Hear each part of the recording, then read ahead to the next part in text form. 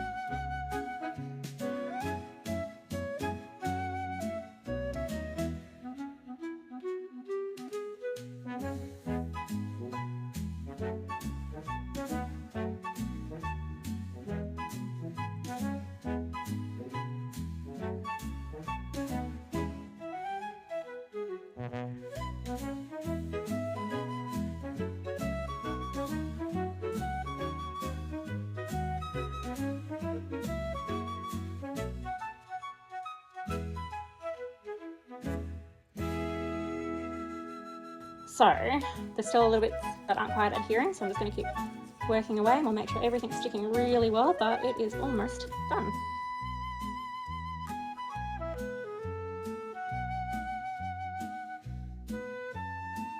So you can see after all of that agitation and hot water and soapiness and then just that last little bit of hot cold shock, I just like maybe 5 to 10 seconds of hot water and then I switched it to cold and back to hot and back to cold just in the kitchen sink. And that also helped to get a lot of the soap out. You can see these fibres have really sort of enmeshed together to create like a proper felt fabric now. You could probably still work at this one for a little bit longer, but I think it is good enough. So you can either leave it as is, but what we're going to do is after it dries out, we're going to cut it most of the way in half, do a little bit of embroidery and turn it into like a little pouch or holder of sorts for some Easter eggs. This one's been in the washing machine for maybe 5 minutes and it's felted together nicely now. And this is the one we made yesterday, it's just still a little bit damp. So we'll just wait for these both to dry really thoroughly before we move on to the next step. Or alternatively, if you just want to keep them whole, you can do that too. So our eggs are mostly dry. We did just have a little rainstorm, so they are a little bit damp again, but we're going to go ahead anyway. Ideally let yours dry out thoroughly though, as it will help keep their shape. So these ones had their balloons deflate a little bit in the heat that we had yesterday. That's why they're looking a little bit deflated. But for the next stage, if you want to do some embroidery or need some threads or even just to make a little closure, so I've just got some scrap yarn, I've got a wool tapestry needle and just a pair of scissors. So what we're going to do is find where the centre of our egg is. So we might do this one first. What do you think, around there? Yeah? Would you like to do the chopping? So I better get you started. So let's watch our fingers. You're going to finish that one. So keep going straight across. Smaller eggs will also hold their shape better, and if you've got thicker layers of felt, they'll hold their shape better as well.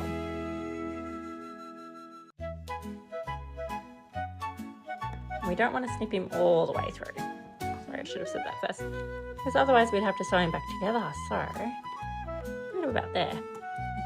There's the balloon. You want to take him out? You can even, if you want, turn it inside out, depending on which way you want your egg to face. So which side do you like the most? This way. That way. So the next step for this one, thought we could do a little blanket stitch all around the edge, and then if you want, you can even put some flowers on it, some embroidery. So I'll just chop the rest of these. And then same thing with this one. I'll just do a decorative stitch. to brightening for your brother because it's his favourite colour. Okay, so I've got my tapestry needle and a length of yarn.